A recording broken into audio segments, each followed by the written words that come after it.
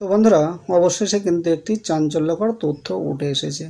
আরজি কর হসপিটালের junior doctor Moumita দেবনাথের হত্যাকাণ্ড ঘিরে যে সঞ্জয় রয় নামক একজন সিভিক ভলেন্টিয়ারকে গ্রেপ্তার করেছিল কলকাতা পুলিশ, এখনো 2 সপ্তাহ কেটে গেলেও আর দ্বিতীয়ত কোনো অপরাধীকে শনাক্ত করা যায়নি। তাই এখন গোটা দেশ জুড়ে কিন্তু আওয়াজ বা স্লোগান উঠছে যে সঞ্জয় রয়ের ফাঁসি চাই, সঞ্জয় রয়ের ফাঁসি চাই। সেমতো অবস্থায় সঞ্জয় রয়ের আইনজীবী কবিতা সরকার জানিয়ে দিলেন যে সঞ্জয় রয় কিন্তু নির্দোষী। একথা জানিয়েছেন সঞ্জয় রয় নিজেই।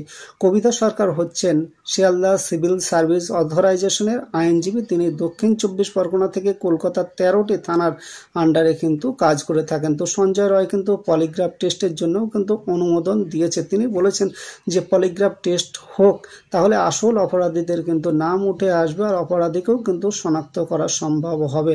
তো সেই আইনজীবীর বয়ান কিন্তু আমি আপনাদের শোনাচ্ছি, একটু শুনুন। তো রিমান্ড ফাইলে যারা নান মুভ থাকেন, মানে যাদের যেসব আসামিদের কোনো উকিল হায়ার করতে পারেন না বিকজ অফ যে ইকোনমিক যে তাদের কন্ডিশন ঠিক নেই বা অন্য কোনো কারণে হয়তো কোনো লয়ার আর কাজ করতে চাইছেন না, তো তার রিমান্ডের যে ফাইলটা সেটা আমাদের কাছে আসে এবং আমি তাকে আমাদের সাপোর্ট দিই।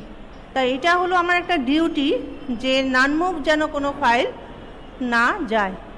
মানে এটা বিফোর মানে ইচ্ছা করে এটা নিয়েছেন সেরকম কি না, এটা আমার ডিউটি।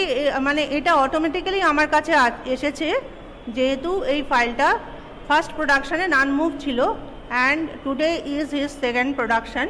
আজকেও সে নান মুভ আছে, যার জন্য অটোমেটিক এই ফাইল আমার কাছে এসেছে। আর যেটা হলো যে আমরা এলএডিসিএ সাউথ 24 পরগনার হয়ে কাজ করছি। শিয়ালদা আমার জুরিসডিকশন, আর এখানে আমার আন্ডারে 13টা থানা কলকাতা পুলিশের আছে। সেরকমই বেঙ্গল জিআরও পুরো মানে যেটা রেল কোর্স বলা হয়, সেগুলো আপনার নৈহাটি থেকে পুরো একদম বারুইপুর অবধি এগুলো আমাদের জুরিসডিকশনের মধ্যে পড়ে। হ্যাঁ, তাহলে কিন্তু এই যে অনেক লোকের যে প্রশ্নগুলো হচ্ছে যে তাহলে কি মানে আপনাদের ওপরে এই মানে এই অধিকারটা থাকে যে এই কেসটা আপনারা যদি ধরুন আপনারা নিতেন না তাহলে কি হতো? না, এই ফাইলটা তো নান মুভ থাকতে পারে না, আপনাকে তো বললামই। নিতে তো হবেই এবং করতেই হবে। যখন আসামির মানে অর্থনৈতিক অবস্থা ভালো না, সে আজকে আমাকে যেটা জানালো, আমি যখন তার কনসেন্ট নিতে গেলাম বিফোর মানে আমার সাবমিশন অফ যে অ্যাপয়েন্টমেন্ট, তখন সে বলল যে দিদি আমার তো আর্থিক অবস্থা ভালো না, আমি কোনো উকিল রাখতে মানে সঞ্জয়ের কথা বলছি। সঞ্জয় বলল, কেন উইদাউট হিজ কনসেন্ট আমি তো এগোতে পারবো না। আমি তো আর নিজে থেকে যেমন করব, ফাইলটা আসবে অবশ্যই আমি আসামির সম্মতি নেব, তার সিগনেচার নেব আমার পেপারসে। আমরা আজকে ওর হয়ে বেল ফাইল করলাম আর একটা পিটিশন দিলাম যাতে তার সঙ্গে সকাল 10টা থেকে 5টার মধ্যে কোনো একটা জায়গায় তার সঙ্গে হয় জেসি পিরিয়ডে বা আজকে তার সঙ্গে কথাবার্তা বলতে দেয়া হয়।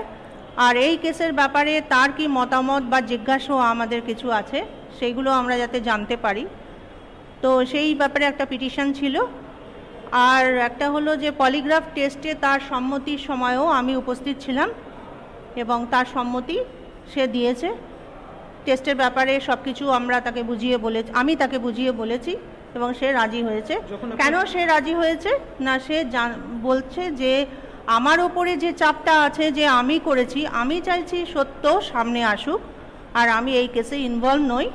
সেই জন্য সে চাইছে যত রকম টেস্টই হোক সেটা সে সহযোগিতা করে আসল আসামি অবধি সে আমাদের পৌঁছতে সাহায্য করবে। না মানে সঞ্জয় আপনাদেরকে বলেছে যে উনি আসামি নয়, মানে ওনাকে ফাঁসানো হচ্ছে। উনি আসামি নন, উনি এই কেসটার যাবতীয় যা আছে মানে ইনভেস্টিগেশন করার জন্য যা যা সহযোগিতার দরকার আছে উনি আমাদের সঙ্গে কোঅপারেট করবেন, সিবিআইয়ের সঙ্গে কোঅপারেট করবেন এবং আসল আসামি যারা আছে তাদেরকে সামনে আনার জন্য উনি সব রকম চেষ্টা করবেন। এই জন্য উনি পলিগ্রাফ টেস্টে বসতে চাইছেন। বন্ধুরা, এতক্ষণ আপনারা যে আইনজীবীর কথাগুলো শুনলেন, ইনি হচ্ছেন সেই কবিতা সরকার। তো এই কবিতা সরকারই কিন্তু সঞ্জয় রয়ের কেসটা নিয়ে লড়ছে। ইনি হচ্ছেন একজন সরকারি আইনজীবী। তো সাধারণভাবে যে সমস্ত আসামিরা টাকার জন্য কোনো আইনজীবী রাখতে পারেন না, তারা কিন্তু সরকার থেকে একজন করে আইনজীবী পেয়ে থাকেন। ঠিক এরকমই সঞ্জয় রয় কিন্তু এই কবিতা সরকারকে পেয়েছেন আইনজীবী হিসাবে, আর এই আইনজীবী হিসাবে কিন্তু এখন সঞ্জয় রয়ের কেসটা নিয়ে কবিতা সরকার লড়ছে।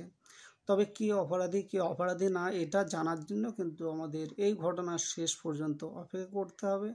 তো বন্ধুরা, আজকের মতো ভিডিওটি এই পর্যন্তই ছিল। ধন্যবাদ সকলকে ভিডিওটি দেখার জন্য।